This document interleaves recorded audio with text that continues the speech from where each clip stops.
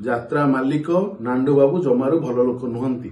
ମୁଁ ଜିତେନ୍ଦ୍ର କୁମାର ମହାନ୍ତି, ସଭାପତି ନଦୀକୂଳ ଯାତ୍ରା ସଂସ୍କୃତି ଉନ୍ନୟନ ପରିଷଦ। ଆମେ ଅନୁଭବ କରୁଛୁ ଯୋଉ ଯାତ୍ରାର ଯୋଉ ବିବାଦ ଲାଗି ରହିଛି ମାଲିକ ଆଉ କଳାକାରଙ୍କ ମାନଙ୍କ ମଧ୍ୟରେ, ଦିନକୁ ଦିନ ଏଇ ଯୋଉ ବିବାଦ ଯାତ୍ରାର ଅଗ୍ରଗତି ହେଇପାରିବ ନାହିଁ, ବରଂ ଯାତ୍ରା ତଳକୁ ତଳକୁ ଯିବା ପାଇଁ ଲାଗିଲାଣି। ଆମେ ସମସ୍ତେ ଦାୟିତ୍ୱବାନ ହେବା ଦରକାର ଏବଂ ହୃଦୟଙ୍ଗମ କରିବା ଦରକାର।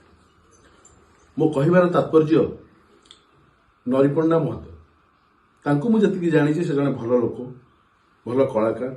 କୌଣସି ପରିସ୍ଥିତିରେ ପଡ଼ିକି ସେ ଯାତ୍ରାରେ ଚାକିରି କରିଛନ୍ତି।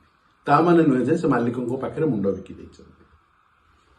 ନରିପଣ୍ଡା ମହୋଦୟ ଅଭିଯୋଗ ଆଣିଛନ୍ତି ଯେ ତାଙ୍କୁ ଯାତ୍ରାପାର୍ଟି ମାଲିକ ନାଣ୍ଡୁ ବାବୁ ମାଡ଼ ମାରିଛନ୍ତି। ଏହାର ପ୍ରତିବାଦ ସେ କରିଛନ୍ତି ଏବଂ ଓଡ଼ିଶାର ଆଉ ସମସ୍ତ କଳାକାର ବି ଏକାଠି ହେଇକି ଏହାର ପ୍ରତିବାଦ କରିବା ଉଚିତ, କାରଣ ଆପଣମାନଙ୍କ ପରି ସିଏ ବି ଜଣେ କଳାକାର।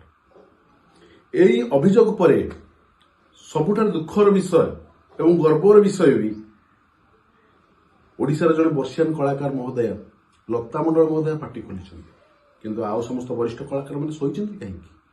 ଚାକିରି ଲୋଭରେ ନା ଅନ୍ୟ କୌଣସି କାରଣ ଥାଇପାରେ। କଳାକାର ସେ ନାଣ୍ଡୁ ବାବୁ କହୁଛନ୍ତି ମୁଁ ମାଡ଼ ମାରି ନାହିଁ, 36ଟା ସିସି କ୍ୟାମେରା ଲାଗିଛି, ସିସିଟିଭି ଫୁଟେଜ କାହିଁକି ସେ ପର୍ଯ୍ୟନ୍ତ ଦେଖାଉନାହାନ୍ତି? ମୁଁ ଭଲ ଭାବରେ ମୁଁ ଯେତିକି ଜାଣିଛି, ଯାତ୍ରା ମାଲିକ ନାଣ୍ଡୁ ବାବୁ ଜମାରୁ ଭଲ ଲୋକ ନୁହନ୍ତି। ତାଙ୍କ ପାଇଁ ଆମର ଗୋଟେ କମିଟି ଆଜି ବୁଡ଼ି ଯାଇଛି ସାଇ ସମ୍ରାଟ ଯାତ୍ରାରେ। ତେଣୁ କରିକି ମୋ ତରଫରୁ ଏତିକି ଅନୁରୋଧ, ସମସ୍ତ କଳାକାର ଭାଇମାନେ, ସମସ୍ତ ପ୍ରଯୋଜକ ବାବୁମାନେ ଏବଂ ସମସ୍ତ ଦର୍ଶକ ମାନଙ୍କୁ ନରିପଣ୍ଡା ମହୋଦୟଙ୍କୁ ନ୍ୟାୟ ମିଳିବା ନିହାତି ଦରକାର।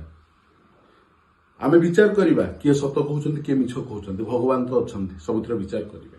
କିନ୍ତୁ ନାଣ୍ଡୁ ବାବୁ କେବଳ ଯୋଉ କହି ଚାଲିଛନ୍ତି, ଆପଣ ଯୋଉ କହି ଚାଲିଛନ୍ତି ସେଇଟା ଭୁଲ କଥା। କାରଣ ଆପଣଙ୍କ ପାଖରେ ନରିପଣ୍ଡା ହୁଅନ୍ତୁ କିମ୍ବା ଯୋଉ ବି କଳାକାର ହୁଅନ୍ତୁ ଚାକିରି କରିଛନ୍ତି, ମାଲିକ ହଉଛନ୍ତି ମାରୁ ଅଧିକ।